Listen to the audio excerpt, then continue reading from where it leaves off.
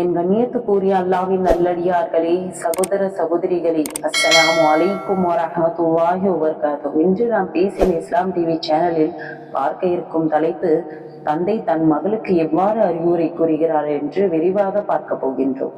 தன் தந்தையை பார்ப்பதற்கு வீட்டிற்கு சென்ற போது மகளின் ஆடை சிறிது கவர்ச்சியாக இருந்துள்ளது. அதற்காக தன் மகளுக்கு எப்படி அறிவுரை கூறியுள்ளார் என்பதை சற்று விரிவாக பார்க்க போகின்றோம். நானும் எனது தங்கையும் வாப்பாவின் அறைக்குள் சென்றோம். வழக்கம் போல் வாப்பா கதவிற்கு பின்னால் ஒளிந்து கொண்டு எங்களை பயமுறுத்துவது போல் நின்றார்கள். நாங்கள் உள்ளே சென்றவுடன் அவர் எங்களை உற்று பார்த்தார்கள்.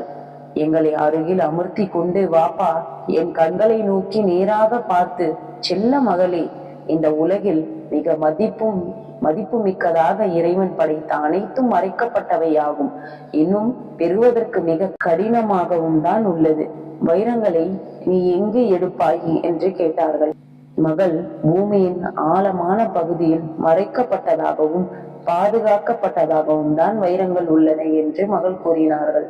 பிறகு வாப்பா முத்துக்களை எங்கு எடுப்பார்கள் என்று மகளிடம் கேட்டார்கள். கடலின் ஆழமான பகுதியில் அழகான சிற்பிக்குள் மறைக்கப்பட்டதாகவும் பாதுகாக்கப்பட்டதாகவும் தான் முத்துக்கள் உள்ளன என்று கூறினார்கள். பிறகு மகளை பார்த்து, தங்கத்தை எங்கு எடுப்பார்கள் என்று தெரியுமா என்று கேட்டார்கள். அதற்கு மகள், சுரங்கத்தினுள்ளே அடுக்கடுக்கான பாறைகளுக்குள்ளே மறைக்கப்பட்ட நிலையில் அதை எடுப்பதற்கு நீ மிக கடினமாக உழைக்க வேண்டும் என்று கூறினார்கள்.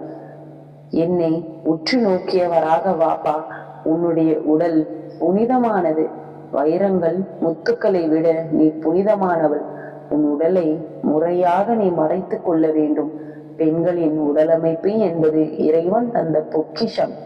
பொக்கிஷங்களை புத்தி பாதுகாப்பதே அறிவார்ந்தவர்களின் செயலாகும் என்று வாப்பா பெண் பிள்ளையை அறிவுரை கூறினார்கள். அதை விடுத்து, பொக்கிஷம் உள்ள வீட்டை திறந்து போட்டால் பொறுக்கிகளால் உங்கள் பொக்கிஷம் சூறையாடத்தான் படும். பொக்கிஷமாய் போற்றி வளர்த்த தாய் தந்தைக்கு அழகு என்ற போர்வையில் அசிங்கத்தை பரிசளிக்காதீர்கள். நாகரிகம் என்ற போர்வையில் நாய்களுக்கு எலும்பு துண்டு போடாதீர்கள் என்று தன் பெண் பிள்ளையை பார்த்து வாப்பா அறிவுரை கூறினார்கள்.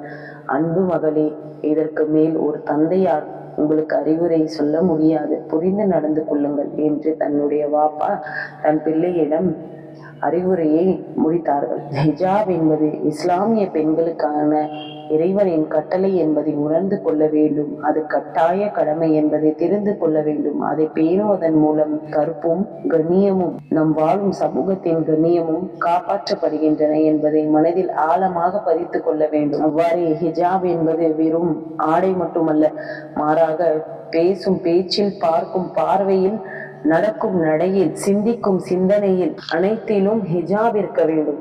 அதுவே இஸ்லாம் வலியுறுத்தும் தக்வா எனும் இரையற்ற ஆடை.